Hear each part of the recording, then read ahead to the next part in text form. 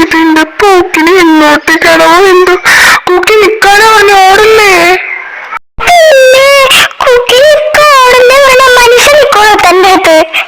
ഈശ്വര, അന്നുള്ള ബഹുമാനമൊക്കെ കുറഞ്ഞു വന്നല്ലോ. ഇതിനെ ഞാൻ എന്ത് പറഞ്ഞിനി മനസ്സിലാക്കും?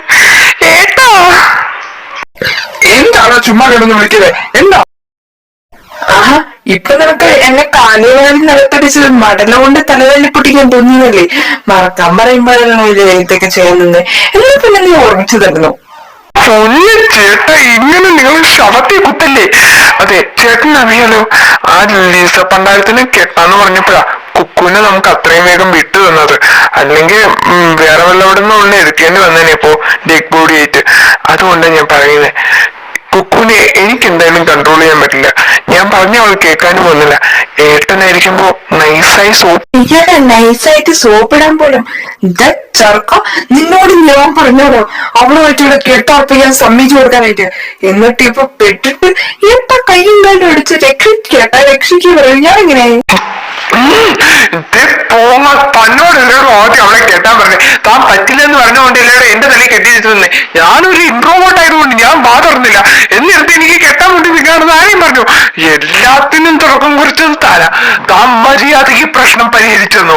അല്ലെങ്കിൽ തന്നെ കൊണ്ടും ഞാൻ. എനിക്ക് അനിയനാണെന്നുള്ള മര്യാദയൊന്നുമല്ല. എനിക്ക് അതുപോലെ തന്നെ ചേട്ടനാണെന്നുള്ള മര്യാദയും ഇല്ല.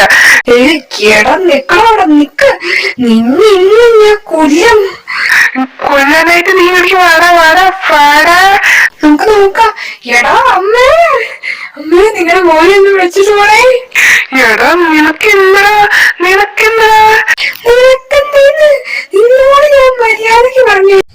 എടാ നാണോമാനും ഇല്ലാത്തവന്മാരെ, നിനക്ക് 10-25 വയസ്സായില്ലടാ, എന്നിട്ട് ഒരു ഉളുപ്പില്ലടാ ഇങ്ങനെ കടന്ന് തല്ലുകൂടാനായിട്ട്. ഇതേ മമ്മി ആദ്യം മമ്മിയുടെ മൂത്ത മോനോണ്ട് അടങ്ങി നിൽക്കാൻ പറഞ്ഞു, അല്ലെങ്കിൽ എന്റെ കയ്യിൽ നിന്ന് അങ്ങനെ കുറെ മേടിക്കും.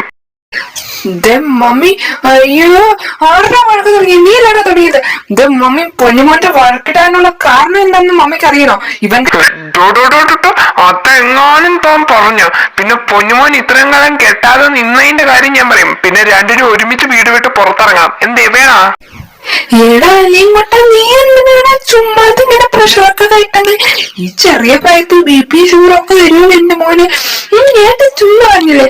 മമ്മി നടുവിട്ട് ഞങ്ങളെ ചേട്ടന്മാരുടെ ഇടയിലെ വഴക്കൊക്കെ ഉണ്ടോ? അതൊക്കെ സർവ്വസാധാരണ. ഞാൻ ആരെ കെട്ടണം വേണ്ടെന്ന് തീരുമാനിക്കുന്നത് ഞാൻ. അതിന് പറ്റുവാണെങ്കിൽ താൻ എന്ന് സഹായിച്ചാ മതി. അല്ലാതെ കൂടുതൽ ഉണ്ടാക്കാനായിട്ട് വന്ന പൊന്നും മൊന്നി നിന്റെ ജീവിതം ഞാൻ കുട്ടിച്ചോറാക്കും. നിന്നെ പന്തിളവിളച്ചാ? അല്ല, നീ ആരെ കെട്ടണമെന്ന് നീയാ തീരുമാനിക്കുന്നേ? അയ്യോ അല്ല, അപ്പുറത്തെ വീട്ടിലെ സുഷമാന്റിയുടെ പട്ടി. എന്തേ ഈ പട്ടിക്ക്